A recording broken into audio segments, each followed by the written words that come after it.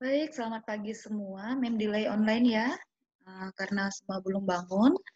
Baik, materi kita hari ini ya, untuk pertemuan hari ini, hari Rabu, tanggal 27 Mei, akan membahas tentang perbedaan kata some, ya, many, any, dan many ya. Jadi banyak tuh perbedaannya. Nih, kasih lihat penjelasannya di sini.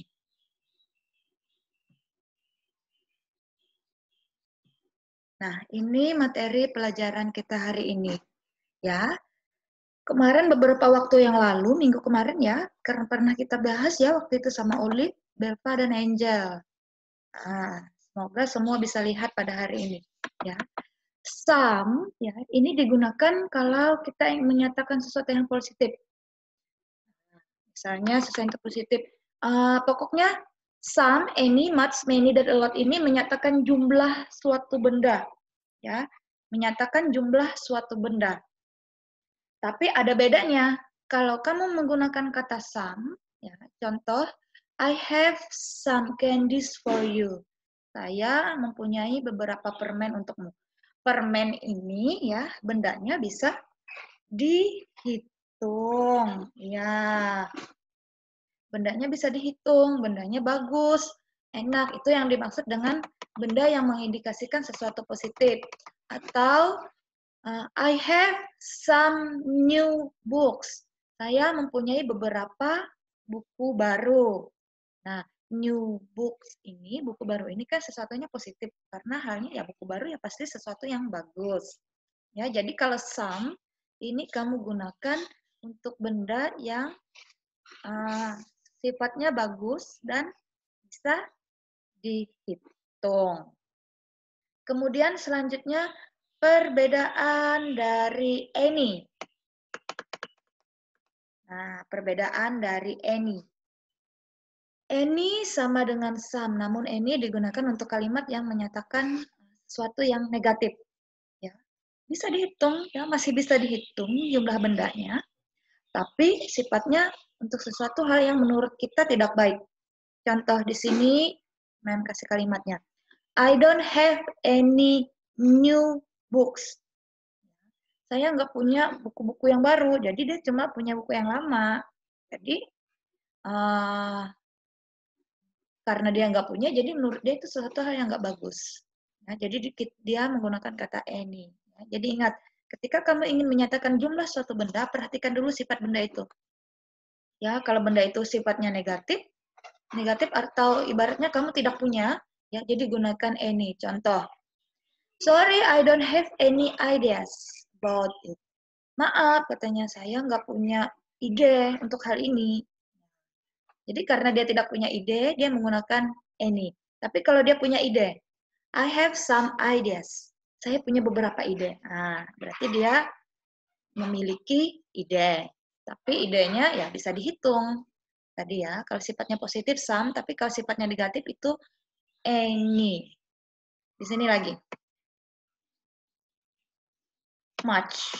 Nah, bedanya ya, ketika kamu ingin menyatakan benda itu, ya, tapi jumlahnya sangat banyak, tidak bisa terhitung, gunakan kata much. Contoh, I need much sugar to my coffee.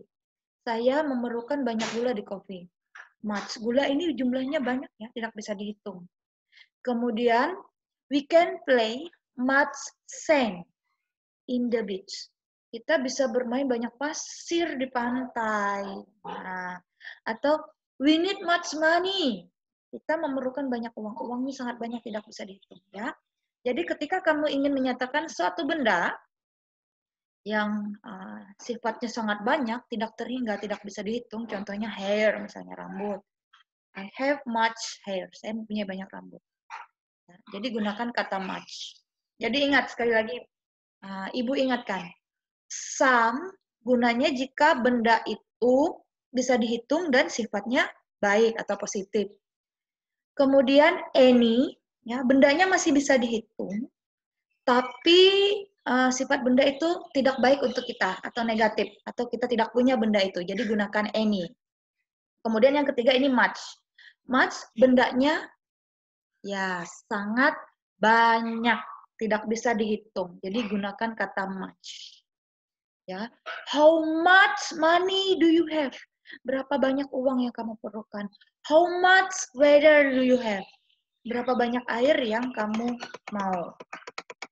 Kemudian penjelasan selanjutnya, many. Kalau much tadi untuk kata benda yang sangat banyak, tidak terhingga, tapi sifatnya baik ya. Kalau many, ini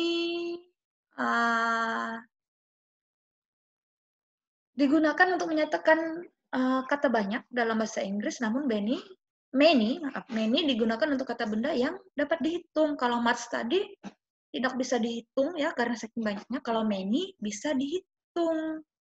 Ini contoh. I have many best friends. Saya punya banyak teman baik.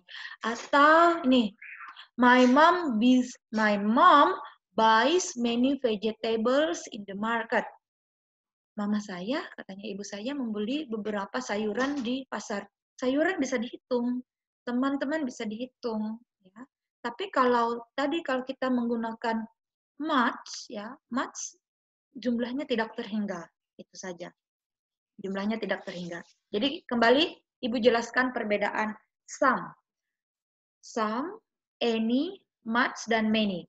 Some tadi digunakan jika bendanya bisa dihitung dan sifatnya baik untuk kita.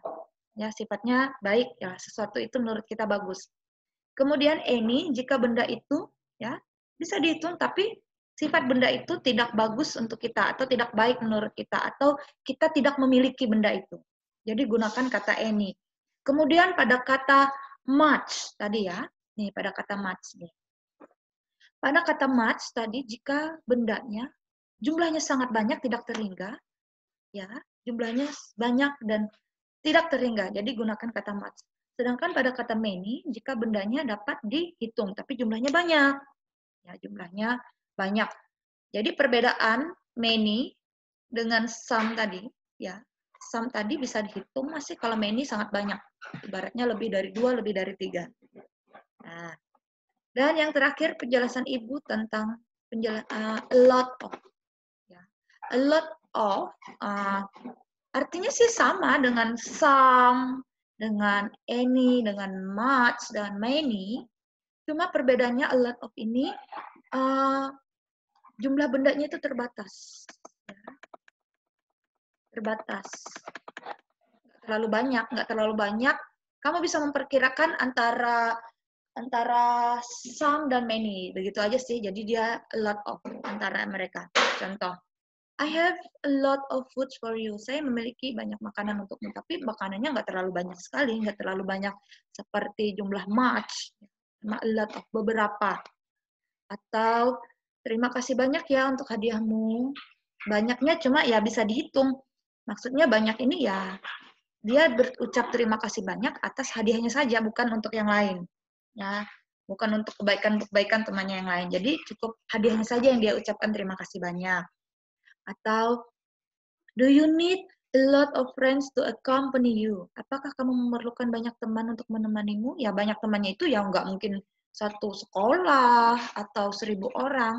Ya, pokoknya ada beberapa teman, nah mungkin 10 orang, 7 orang, 8 orang. Ya. Jadi itu jumlahnya bisa kamu gunakan, kalau membuat kalimat, menggunakan kalimat a lot of. Ya, jadi atau some juga bisa. Jadi ya seperti itulah. Jadi antara some dan a lot of beda-beda tipis, tapi a lot of jumlahnya lebih sedikit banyak daripada some.